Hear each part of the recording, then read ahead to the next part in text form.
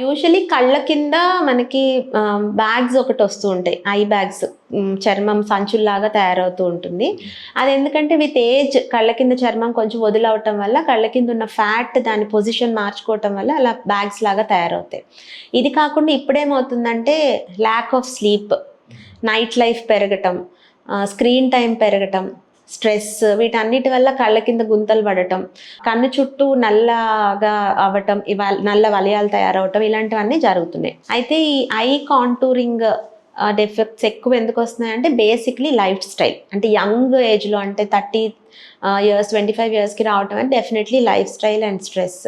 So మనం దాన్ని control చేసుకుంటే చాలా వరకు ఇవి సెల్ఫ్గా క్యూర్ అయిపోతాయి ఆ ఏజ్లో. అలా కాకుండా కళ్ళ కింద గుంతలు పడితే ఒక్కొక్కసారి కాంటూర్ చేయటం కోసం ఫిల్లర్స్ అలాంటివి వాడి మళ్ళీ ఆ ఫుల్నెస్ తేగలుగుతాం. ఇంకొక ప్రాబ్లం ఏంటంటే ఈ కళ్ళ కింద సంచులు, ఈ చర్మం వదులైపోవటం వల్ల బ్యాగ్స్ ఫామ్ అవుతాయి కదా, వాటిని మనం సర్జికల్గా ట్రీట్ చేయాల్సి ఉంటుంది. అంటే సర్జికల్గా వెళ్ళి ఏదైతే ఫ్యాట్ ఒక పక్కన అక్యుములేట్ అయిపోయిందో దాన్ని మళ్ళీ రీఅరేంజ్ చేసి ఆ కంటికి ఆ ఫుల్నెస్, ఆ ప్రాపర్ కాంటూర్ ఇవ్వగలుగుతాం.